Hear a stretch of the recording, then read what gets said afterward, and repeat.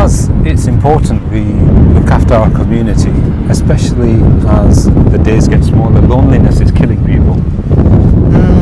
What do you have to say? Yeah, as we hit usually loneliness affects everyone. People think it's just the elderly people, but it affects everyone. Yeah. And as the days are getting shorter, people want someone to talk to. You know what I mean? We have to sometimes reach out to everyone in our community. Just even a phone call, Absolutely. a WhatsApp message, sometimes even a door knock, or even ask them for a coffee. Because loneliness, like I said, it affects everyone, and it's like a silent killer. Yeah. You know, people have no one around them. There's no one to talk to them. There's no one to check up on them. The only thing they have is a TV or a mobile phone, and that's it. So go out and reach out to people, lend your ear. You could potentially be saving lives.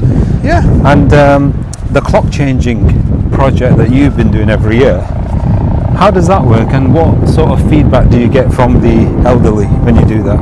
Yeah, what I've learned from that is it was a small idea, just changing the clocks. But that small idea, I found out there were so many people who were scared to sometimes go on a ladder, sometimes to climb on a chair, with regards to safety as well. And there's so many people out there who still realize that they don't have smart digital clocks. Yeah. They still have the old traditional analog clocks. Yeah. And it so happened that 25 years ago, I saw my late grandfather struggling. You know, imagine getting a ladder, a chair, and elderly people trying to change the clock. So I thought, let me just give it a try. So because of that one thing, I had about, on that first time when I did it, I had about 24 people from the local community who contacted me to just change the clocks. Wow. And then, alhamdulillah, you know, what's happening is I've been doing this for over 25 years. My late grandfather passed away, but it's just not about changing the clocks. It's that giving that companionship, going for a coffee. I've made so many friends, you know. Wow. I've learned a lot of hobbies as well. So I think to all our viewers and listeners around the world, it's important that we be there for people. Just give them a little bit of your time, because you could be the only person that they've spoken to in that whole day. Yeah, I met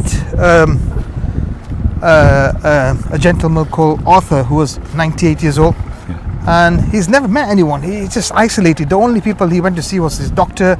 He had no family, and he contacted me to just help him out changing the clocks. But he wasn't changing the clocks. I ended up actually learning all about the birds migrating, you know, from this country to South Africa, because he just wanted someone to talk to. And now and then I used to go to his house to have a coffee, and sometimes when I go to people's houses to change the clocks, it's just, like I said, not changing the clocks. I check the smoke alarms as well, and we just talk on so many different hobbies, on history. You get to learn a lot, I guess. Yeah, I learned a lot of things. I've made a lot of friends, the trust, and the most important thing, they know that someone's there for them. Brilliant, absolutely amazing. Let's do what we can whilst we still can. Life is very short. Today we're here, tomorrow we may not be. So let's go out there, make a difference, and remember, the best of mankind are those who benefit mankind.